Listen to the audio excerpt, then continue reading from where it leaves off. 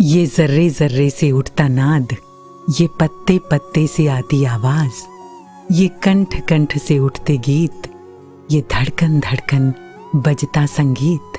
यही तो है रूह की अर्जी, यही तो है इबादत रब की, यही तो है प्रीत की रीत, यही तो है भक्ति संगीत।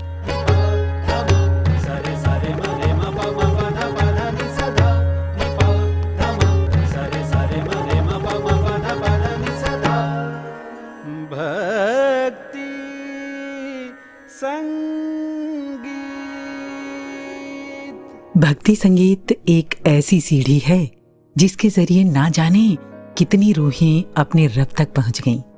ये एक ऐसी नेमत है जिसके सहारे ना जाने कितने मुरीदों ने अपने मुर्शिद को रिझाया, ना जाने कितने भक्तों ने अपने आराध्य की स्तुति वंदना की। ऐसे ही एक भक्त कलाकार, गीतकार, संगीतकार और गायक आदरणीय विनोद साईं जी आज हमारे साथ हैं। बहुत बहुत स्वागत है आपका भक्ति संगीत के इस एपिसोड में। शुक्रिया जी, धन निरंकार जी। धन निरंकार जी। विनोद जी, सबसे पहले तो हम आपसे यही जानना चाहेंगे कि संत निरंकारी मिशन से आपका जुड़ाव कब हुआ? कुसुम जी, दास तो ये अपनी खुशकिस्मती ही समझेगा कि जिस घर में दास का जन्म हुआ वो पूरा ही परिवार दास के जन्म से पहले ही पूर्ण रूप से ज्ञानवान और भक्ति के रंग में रंगा हुआ मिला। अच्छा। शहंशाह बाबा अवतार सिंह जी महाराज, बाबा गुरबचन सिंह जी महाराज के समय से लेकर आज तक सतगुरु ने अपने चरणों के साथ जोड़कर रखा है। सब इन्हीं की कृपा है जी। हाँ जी। और दास बताना चाहेगा कि परिवार में सबसे पहले दास के दादाजी को सतगुरु की कृपा से इस पावन ब्रह्म ज्ञान की प्राप्ति हुई और दातार कृपा करे ये सिलसिला आगे से आगे गुरु चरणों से जुड़कर भक्ति भरा जीवन जीते चले जाएं। जी, तो आपको सत्संग की प्रेरणा किनसे मिली? महापुरुषों, सत्संग की प्रेरणा तो दास को सबसे पहले अपने परिवार से ही मिली। हिंदुस्तान पाकिस्तान विभाजन के बाद दादाजी अपने पूरे ही परिवार के साथ दिल्ली आ गए। अच्छा। और दिल्ली एयरपोर्ट के पास एक स्थान है पालम। दास का जन्म स्थान और प्रारंभिक स्कूली शिक्षा और साथ साथ गुरुमति पाठशाला भी दास की पालम ही है जी। बचपन में जब पालम में रहते थे तो देखा कभी बाबा गुरबचन सिंह जी महाराज, समय समय पर ममतामय निरंकारी राजमाता जी का आना होना और हमारे मिशन के पुरातन अनेक ब्रह्म ऋषि महात्मा, 7 सितारों का संगत में आकर इस सत्य का और इस ज्ञान का प्रचार करना, इन सभी ब्रह्म ऋषि संत महात्माओं को सुन सुनकर ही सत्संग की महत्ता समझ में आने लगी। शुक्राना शुक्राना, लाख लाख सतगुरु का शुक्राना जी।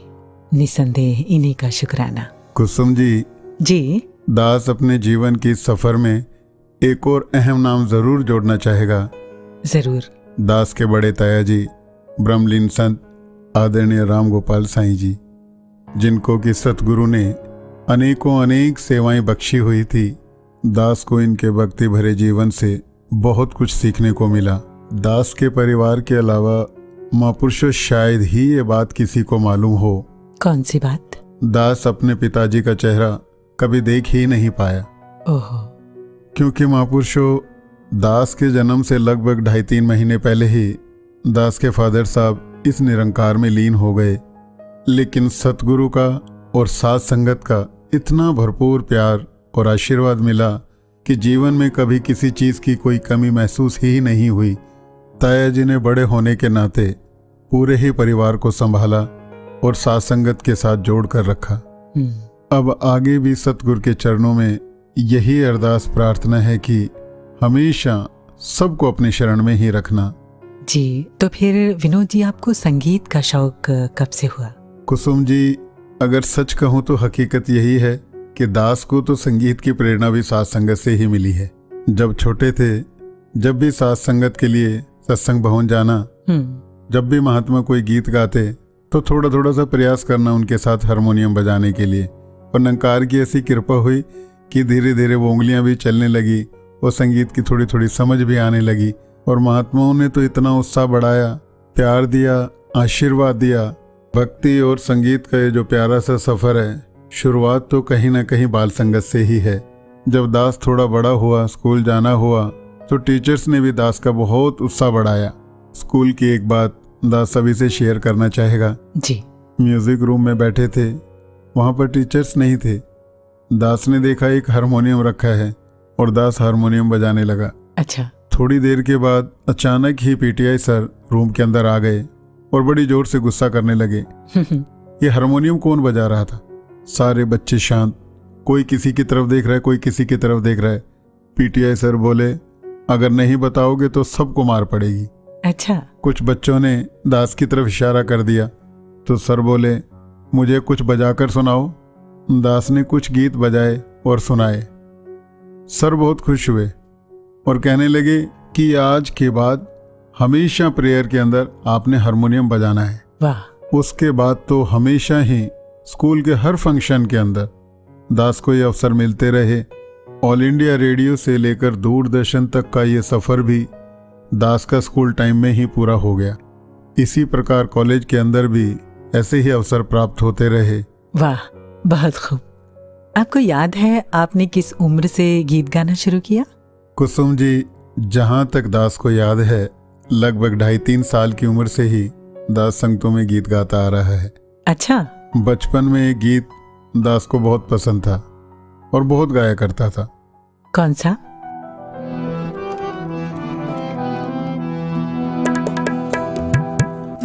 बड़े खुश नसीब हैं महापुरुष हम,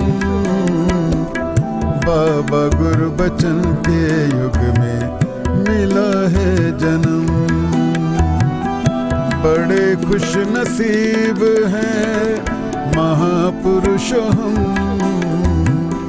बाबा गुरबचन के युग में मिला है जन्म।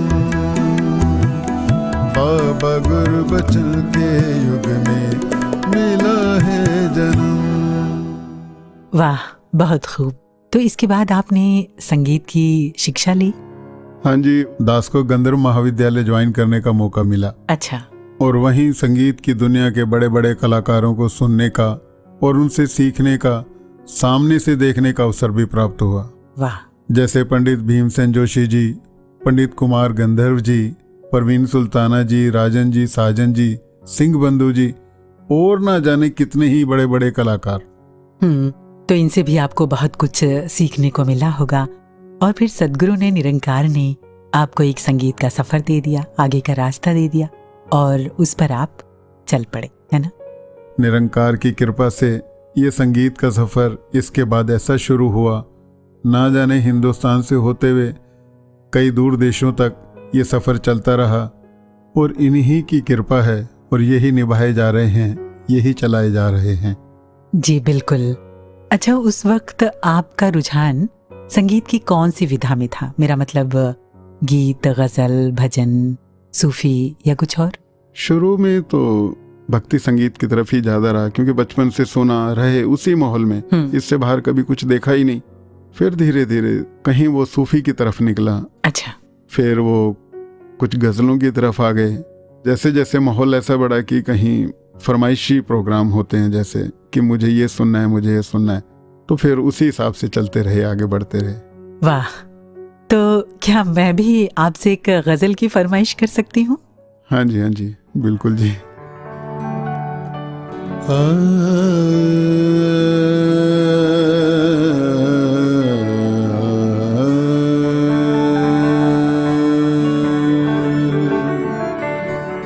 ये मुकद्दर बनाना जाने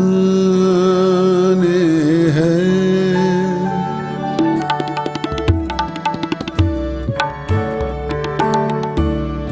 ये मुकद्दर बनाना जाने है।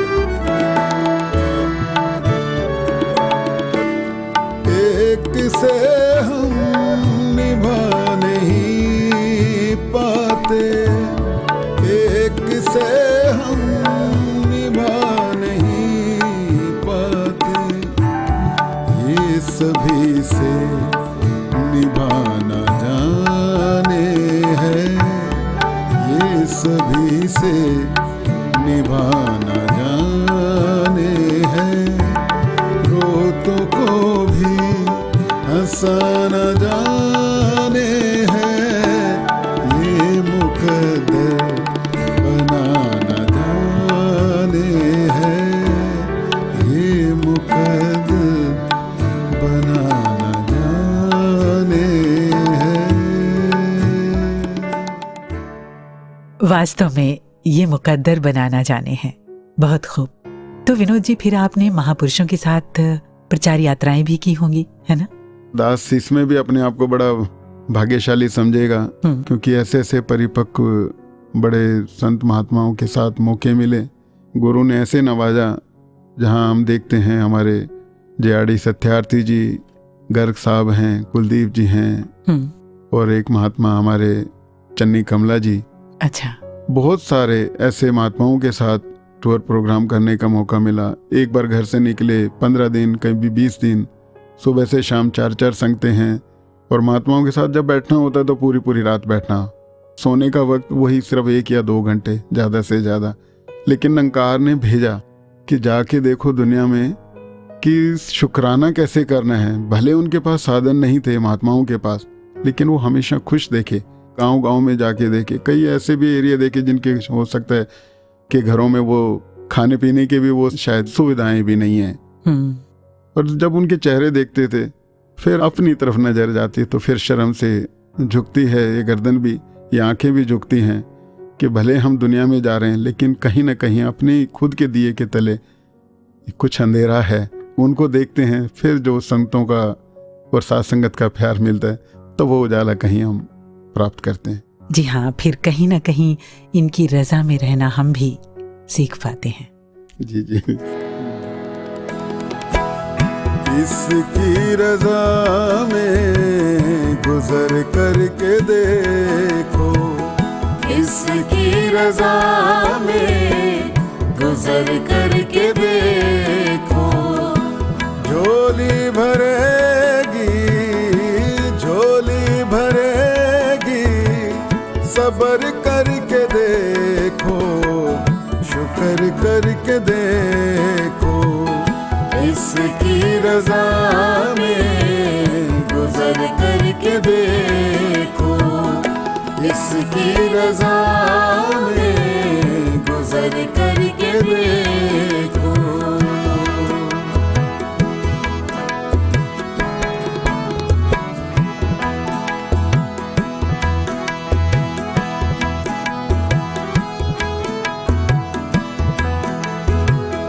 गुरु के वचन में छुपी है रहमतें, गुरु के वचन में छुपी है रहमतें, गुरु के वचन में छुपी है रहमतें।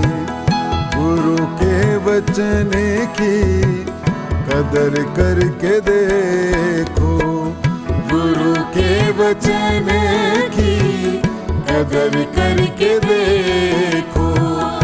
झोली भरेगी, झोली भरेगी, सब्र करके देखो, सब्र करके देखो।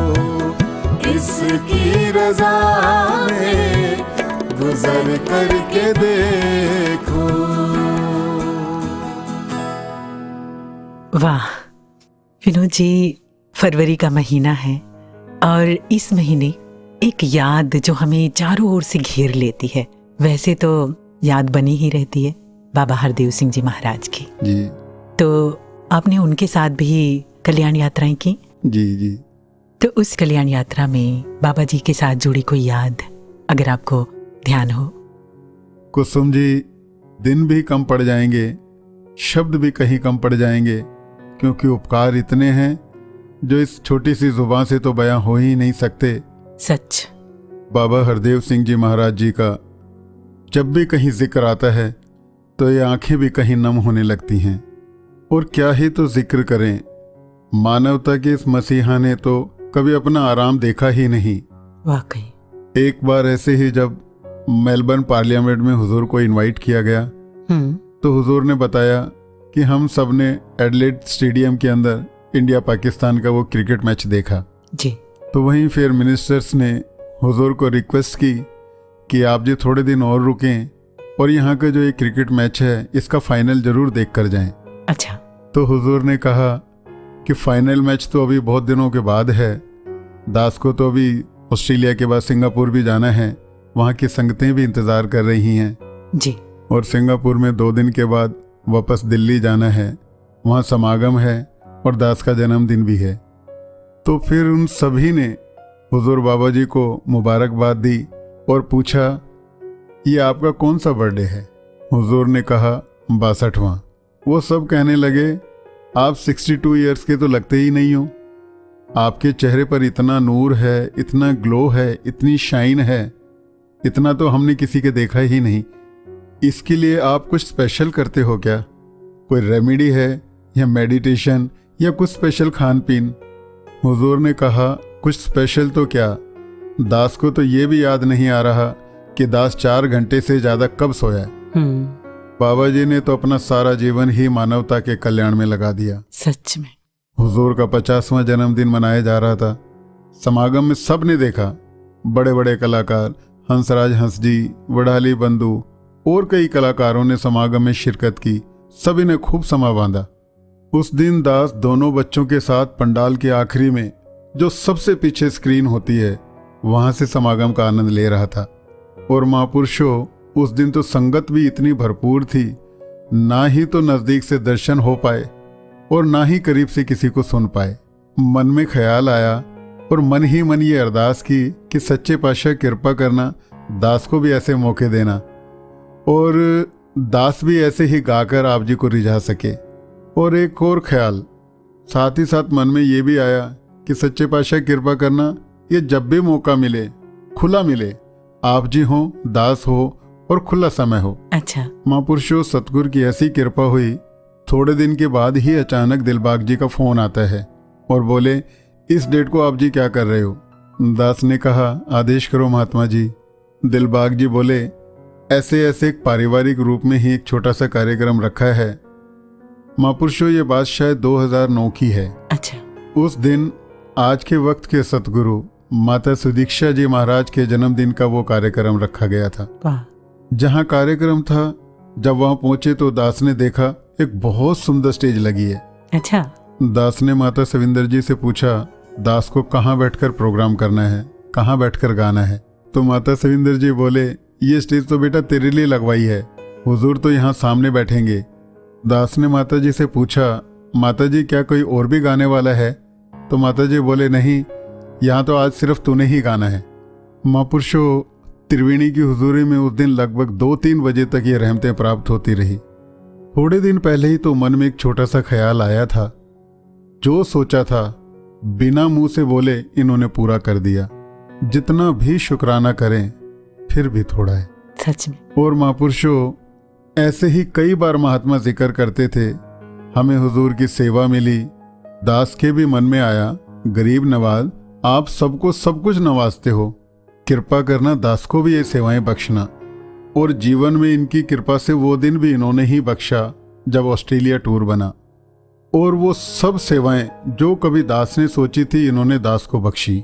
लगभग वो पूरा ही महीना इनके चरणों में रहने, इनकी छत्र छाया में रहने और सेवाओं के अवसर दिन रात इन्होंने बख्शे। एक बात और साझा करेगा दास जी। एक बार रात का समय था जब हुजूर की चरण दबाने की सेवा चल रही थी। माता सविंदर जी ने एक बात बताई। कौन सी बात? कि ऐसे ही एक बार एक स्थान पर जब हुजूर की चरण सेवा चल रही थी तो कहीं से 1-2 और सेवादार आ गए, वो भी सेवा निभाने लगे। अचानक कहीं उस पलंग पर ज्यादा वजन पड़ने से उस पलंग का एक पाया टूट गया, पलंग झुक गया। माता जी ने कहा आप सब बताओ कैसे और अब क्या कर सकते हैं? फिर हुजूर ने स्वयं ही बताया कि और कोई वहां व्यवस्था नहीं थी, रात भी पूरी है, आराम भी करना है। तो दिलबाग जी को बुलाकर कार से जैक मंगवाया, फिर पलंग के उस टूटे हुए पाए की जगह वो जैक लगाया। अच्छा। दुनिया के मालिक हैं, जो चाहे कर सकते हैं, कुछ भी व्यवस्था कर सकते हैं, लेकिन संदेश दिया, सबको सिखाया कि हर हाल में खुश रहना है। इन्होंने ही तो सिखाया, पनीर नहीं है तो दाल में खुश हूँ, कार नहीं है तो पैदल ही खुश हूँ। जी, तो उस प्यार की याद में आप अभी कौन सा गीत गाना चाहेंगे? जद जिक्र होवेगा तेरे एहसाना दा,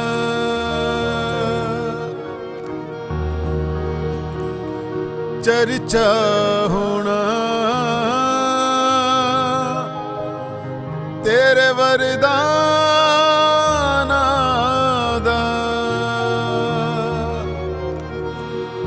तू हंस हंस किते उपकार भतेरे, कदी भुल नहीं सकदे ऐ साहिब मेरे, कर्जा नहीं ला सकदे कदे हर देव तेरे एहसान दा, हर देव मेहरबान गुरु हर देव मेहरबान, हर देव मेहरबान गुरु हर देव मेहरबान। लफ्ज़ां विच जो ना हो बयां, लफ्ज़ां विच जो ना हो बयां, एक ऐसे मुकम्मल दास्तां, हर देव मेहरबान गुरु हर देव मेहरबान।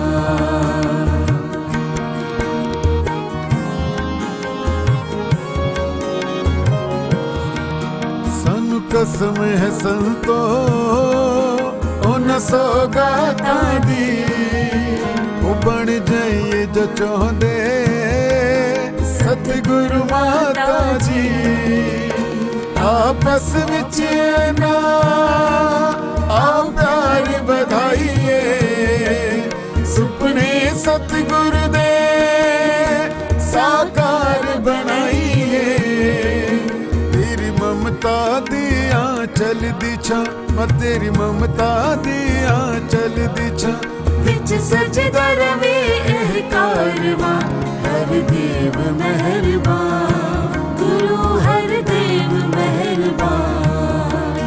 लफ्ज़ां विच जो ना हो बयां, लफ्ज़ां विच जो ना हो बयां, एक ऐसे मुकम्मल दास्तां, हर देव मेहरबान गुरु हर देव मेहरबान।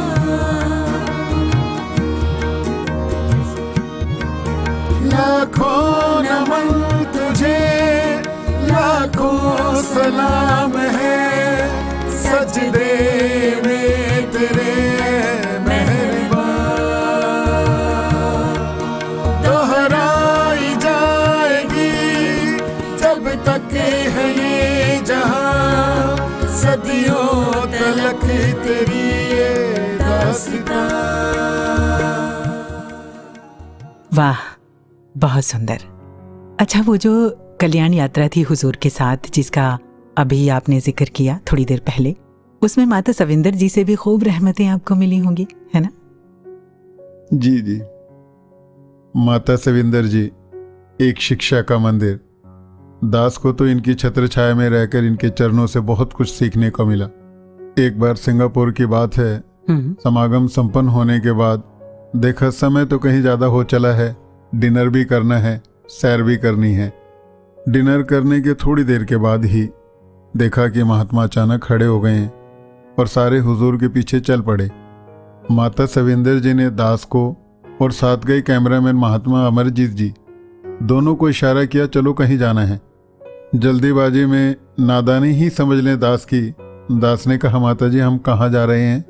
माता सविंदर जी ने कहा, बेटा ये तो मुझे भी नहीं पता कहाँ लेके जा रहे हैं, और ना ही मैंने आज तक कभी पूछा कि कहाँ जाना है। ये जहाँ जाते हैं, जहाँ लेके चले जाते हैं, चुपचाप बिना पूछे बस इनके पीछे पीछे हम चल पड़ते हैं। वाह। ऐसे ही एक बार ऑस्ट्रेलिया की ये बात है। समागम संपन्न होने के बाद जब हुजूर स्टेज से नीचे उतरने लगे तो दास हुजूर के जोड़ों के साथ साथ माता सविंदर जी के जोड़े भी लेकर आगे बढ़ने लगा। तो वहीं से इशारा कर दिया माता सविंदर जी ने, नहीं, यहाँ सिर्फ हुजूर के जोड़े रखे जाएंगे, मैं तो नीचे ही आकर पहन लूंगी। वाह। गुरु के प्रति श्रद्धा, सत्कार, सेवादारी, गुरसिक्खी पहले खुद जीकर निभाकर दिखलाया और फिर हम सबको प्रेरणा दी। जी सच में। तो कुल मिलाकर हम ये कह सकते हैं कि आपने सद्गुरु के चरणों से बहुत कुछ सीखा। तो अब एक और गीत इनकी मेहरबानियों का हो जाए। बिल्कुल जी।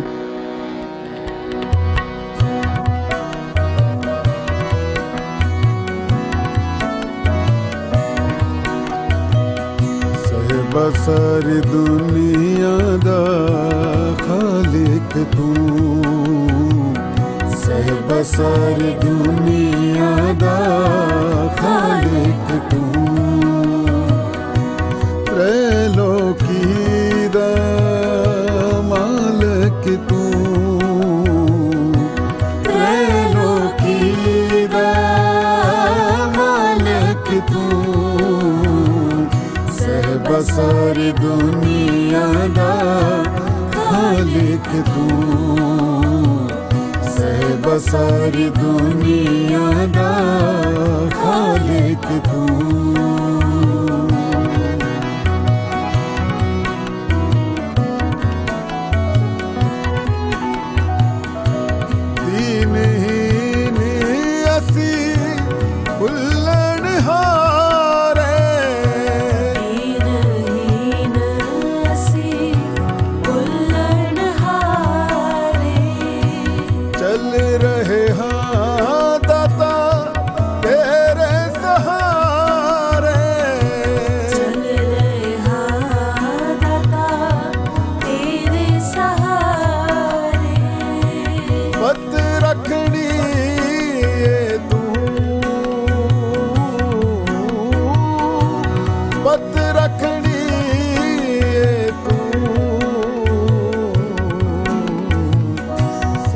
सारी दुनिया दा खालिक तू, सहबा सारी दुनिया दा खालिक तू, सहबा सारी दुनिया दा खालिक तू।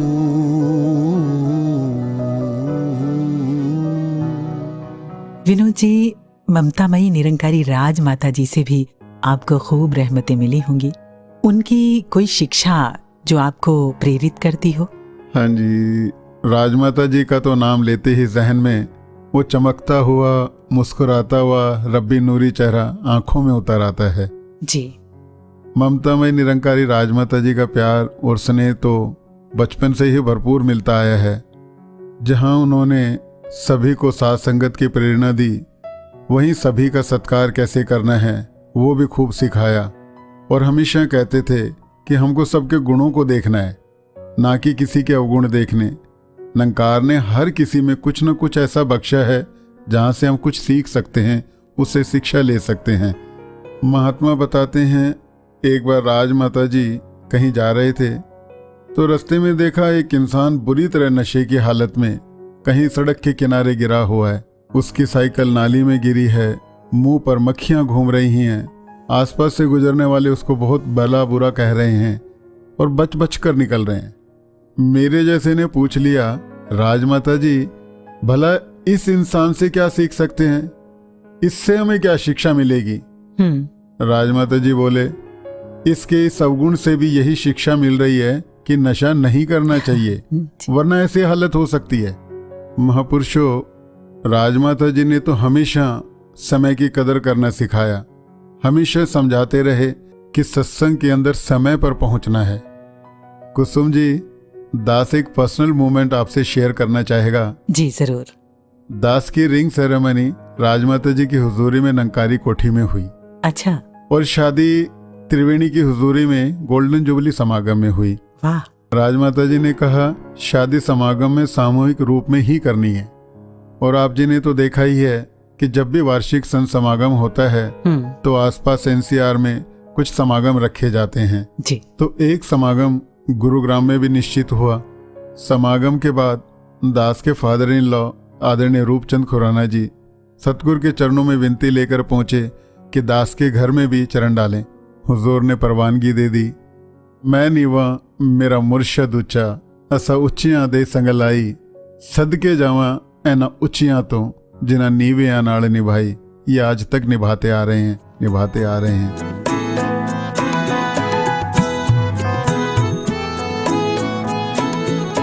मुर्शदे कामिल की हम पे इनायत हो गई, मुर्शदे कामिल की हम पे इनायत हो गई, कि इनायत आपने तो दिल को राहत हो गई।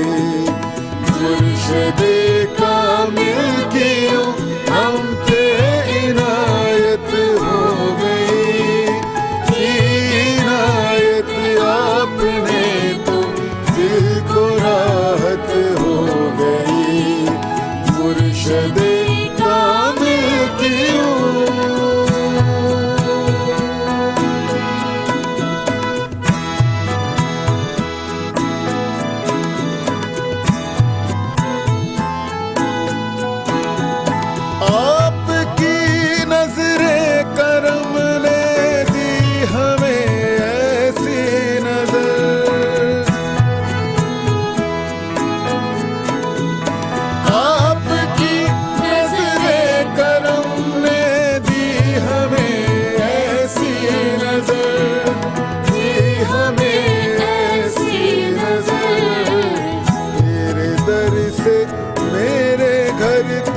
एक जन्नत हो गई, मेरे दर से मेरे घर तक एक जन्नत हो गई, कि इनायत आपने तो दिल को राहत हो गई।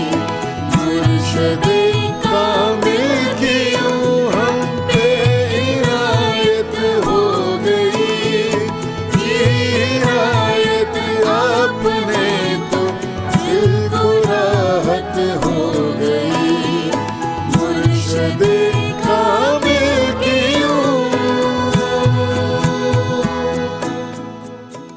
वाह विनोद जी, अगर हम आपके परिवार के बारे में जानना चाहें, कौन कौन है? परिवार में दास की माता जी हैं, बड़े भाई साहब भाभी जी हैं, दास की धर्मपत्नी रचना जी जो आज हमारे साथ स्टूडियो में भी आए हैं जी, और सतगुरु के अनमोल सौगात के रूप में ये दोनों बच्चे महक जी, खुशबू जी। आपने हमेशा इनको दास के साथ ही स्टेज पे देखा होगा। जी हाँ जी। आज भी ये साथ निभा रहे हैं। इन दोनों बच्चों को भी त्रिवेणी का भरपूर प्यार, भरपूर आशीर्वाद मिला जी। ये दोनों बच्चे दास के साथ हमेशा हर संगत में, हर समागम पे और हर प्रोग्राम पे साथ निभाते आ रहे हैं। अच्छा, आपने ना केवल गीत गाए बल्कि गीत लिखे भी हैं, है ना? हाँ जी, इन्होंने कई बार वो ख्याल दिए, अच्छा, लिखवाया भी। कई बार तो ऐसा होता था कि कोई गीत चालू किया, आप भी लिखते हैं तो पता लगता है कि बनने में तो वो आधे घंटे में बन गया, जल्दी बन गया। हाँ जी। कई बार ऐसा होता है कि उस गीत को शुरू तो करते हैं, अंदर कई महीने लग जाए, क्योंकि वो एक दिल की तसल्ली नहीं होती अभी तक कि वो पूरा कैसे हो। पीछे आपने देखा कोविड लगा, तो उस वक्त घर में ही रहना, अब क्या करें, एक सेटअप लगा दिया कि सिर्फ संगतें करनी है, सुबह से रात के 1 बजे तक यही था। तो उस वक्त एक ध्यान आया कि कुछ लिखते हैं, माहौल पे अरदास करते हैं सतगुरु से, अपने लिए मांगते हैं, पूरे समस्त संसार के लिए, पूरी मानवता के लिए ही मांगते हैं जी। तो अरदास की कि बहुत दिनों के बाद अब ध्यान ऐसा बन रहा है, आप जी कृपा करना। और जब इन्होंने वो लिखवाने लगे तो कई अंतरे बन गए उसके, और सभी ने उस गीत को भी भरपूर प्यार दिया। हम सुन सकते हैं अभी? बिल्कुल जी, बिल्कुल जी।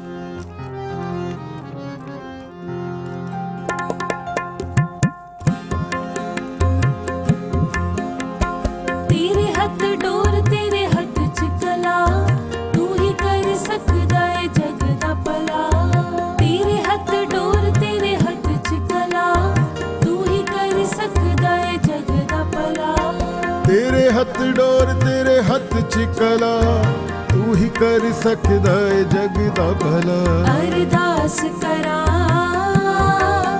हर श्वास करा एहसास करा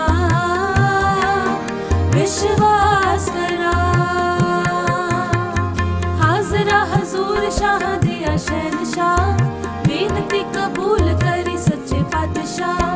हाजरा हजूर शाह दे शहनशाह बेनती कबूल करी सच्चे पातशाह। अरदास करा हर श्वास करा एहसास करा विश्वास करा। अरदास करा अरदास करा। विनोद जी, जितनी रूहानी आपकी आवाज इन्होंने बख्शी हुई है, उतने ही प्यारे आपके शब्द और आपके भाव हैं, आपकी लेखनी भी है। बहुत खूबसूरत, बहुत खूब। शुक्राना जी। तो आपने सदगुरु के चरणों में, इनके सामने बहुत सारे गीत गाए, इनको रिझाया। आप दुनियावी मंचों पर भी परफॉर्म करते हैं जी। आपको दोनों में फर्क क्या महसूस होता है? फर्क तो बहुत है जी, जमीन आसमान का फर्क है। एक तरफ संसारिक है, एक तरफ रूहानियत है। तो जहाँ रूहानियत ये मिल जाती है वहाँ बात ही अलग है। दास के पीछे एक मित्र मिले जिन्होंने समागम अटेंड किया, तो उन्होंने बड़े भाव से जब इस समागम को देखा, सुना और बड़ी श्रद्धा के बाद आए। जब विचारों के बाद मिलने लगे तो कहने लगे कि आपके यहाँ तो बहुत बड़ा मंच सजाया जाता है संगीत का। तो दास ने यही कहा कि ये खाली कोई संगीत का मंच नहीं है, यहाँ तो ये रूहानियत और इंसानियत का संगम है। ये एक सुंदर सा वातावरण सतगुरु बना देते हैं जिससे कि हमारी ज्ञान और ये भक्ति का विस्तार करते जा रहे हैं। सच। और कई बार ऐसा भी सबब बना, दुनियावी अगर संसारिक उसमें हम जाते हैं, प्रोग्राम भी करते हैं जी, लेकिन वो गुरु की सिखलाई की अपनी लाइन नहीं छोड़नी हमने, वो गुरमत वाली। कई बार हम किसी मिशन में जाते हैं, वो बुला लेते हैं बड़े सत्कार से, वो भी आते हैं कई बार, लेकिन जब देखते हैं तो वो सत्कार इसलिए गुरु का नाम जुड़ा है। हाँ जी। नंकारी शब्द जुड़ा है, उनको पता है कि एक नंकारी है, और लेकिन वो साथ में इतना सत्कार बढ़ जाता है, फिर याद आता है कि ये सब आप ही की कृपा है, जिसके नवाजे हैं, जिसके साजे में हैं। सच में विनोद जी, आपने एक लंबा सफर भक्ति और संगीत का जिया है। हाँ जी। बाबा हरदेव सिंह जी महाराज, माता सविंदर जी और निरंकारी राज माता जी की खूब रहमतें आपने ली हैं। आज सदगुरु माता सुदीक्षा जी महाराज और निरंकारी राज पिताजी की रहमतों के बारे में कुछ बताएं। दास सतगुरु माता सुदीक्षा जी महाराज और आदरणीय राजपिता जी, दास तो शुक्राना ही करेगा जी कि युग बदलते रहे, सतगुरु अपना रूप बदलते रहे, और आज जिस रूप में हैं अपना प्यार वैसे ही निरंतर लुटा रहे हैं जी। कहीं भी ऐसा एहसास नहीं होने दिया कि वो वक्त अलग था, ये आज का वक्त अलग है। जी हाँ। वही प्यार, वही स्नेह। और एक छोटी सी बात दास को याद आ रही है कि बाबा हरदेव सिंह महाराज जी के चरणों का जब संग था तो ऐसे कई बार मन में ख्याल आते थे कि कोई भी खुशी मनाए तो अपने गुरु के साथ ही मनाए, क्योंकि वो और कई गुना बढ़ जाती है। दास के मन में था कि जब दास की सिल्वर जुबली होगी तो हुजूर के साथ मनाएंगे। अच्छा। तो वक्त बदला, युग बदले। आज जब सतगुरु माता सुदीक्षा जी महाराज हैं, आदरणीय राजपिता जी हैं जी, तो समागम के दिन थे, 75 समागम चल रहा है, तो उसकी तैयारियां भी हैं। तो मन में ख्याल आया कि अरदास तो करें एक बार।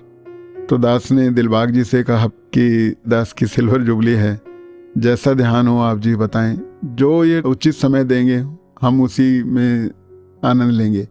तो बात आई गई हो गई, लेकिन कहते हैं कि सतगुरु कितना ध्यान रखते हैं। फिर एक दिन अचानक दिलबाग जी का फोन आता है 24 दिसंबर को, कहते हैं कि विनोद जी कहाँ हो? मैं कह जी इधर ही हैं। करें कल हम आ रहे हैं, तो केक तैयार रखना। अच्छा। भाई संगत से पहले आप जी के पास आए।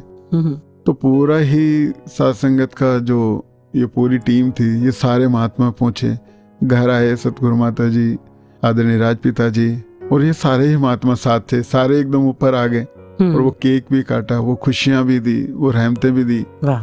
ये तो वैसे ही सहज में अपना प्यार लुटा रहे हैं, बस कदर कर सकें, निभा सकें, समेट सकें। जी बिल्कुल।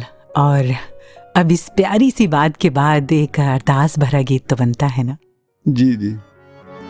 रखना शरण मुझे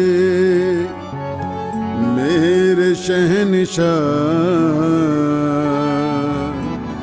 सच्चे पातशाह।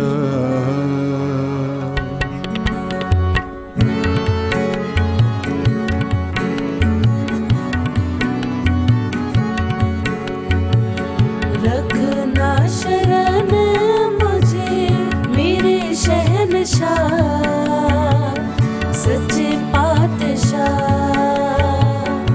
चरणों से तेरे कभी हो ना जुदा, रखना शरण मुझे मेरे शहंशाह, सच्चे पातशाह।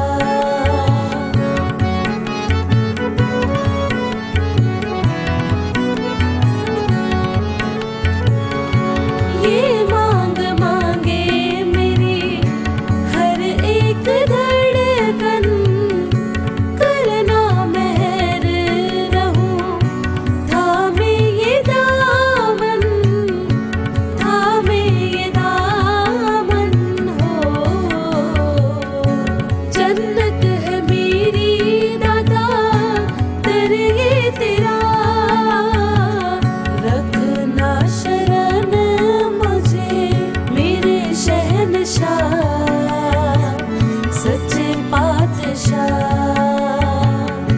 चरणों से तेरे कभी हो ना जुदा, रखना शरण मुझे मेरे शहंशाह, सच्चे पातशाह। रखना शरण मुझे मेरे शहंशाह, सच्चे पातशाह। सच्चे पातशाह के चर्चे कभी खत्म नहीं हो सकते। इनकी रहमतों की कहानी बहुत लंबी है। बिल्कुल जी। लेकिन वक्त कह रहा है कि अब अपनी बातों को समेटा जाए।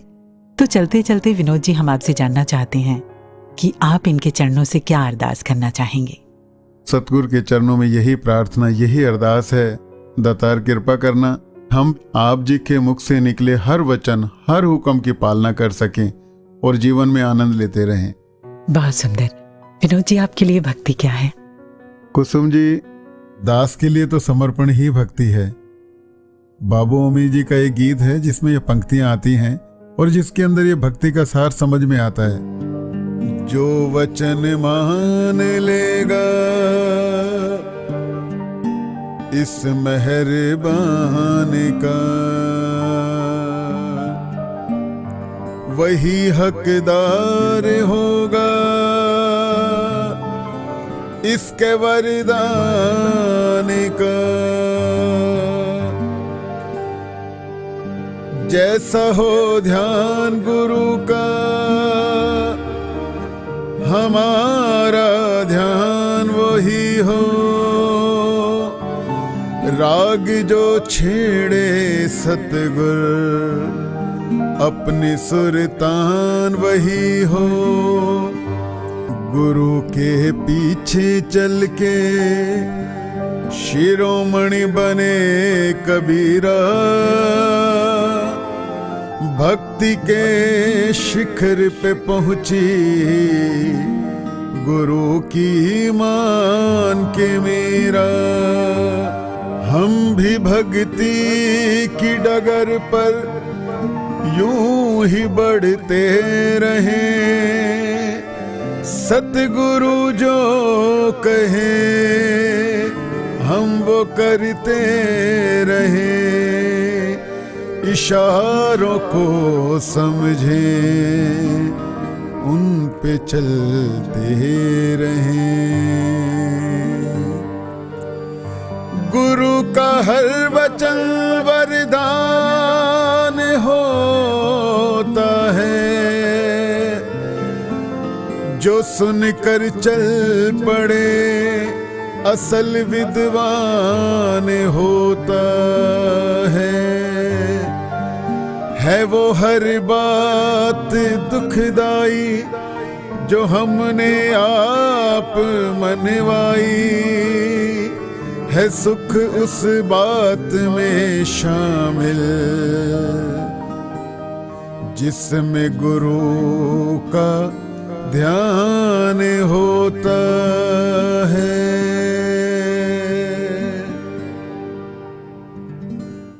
सच में विनोद जी, हमारी शुभकामना है कि निरंकार सद्गुरु आपकी अरदास पूरी करें, आपका भक्ति का संगीत का सफर और ऊंचाइयां पाता चला जाए।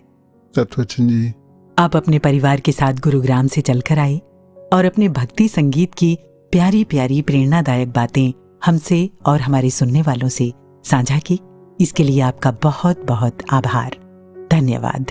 आप जी का भी बहुत बहुत शुक्राना जी, सतगुरु का बहुत बहुत शुक्राना जो ये सेवा का मौका दिया, ये अवसर दिया। धन्यकार जी, धन्यकार जी। भक्ति संगीत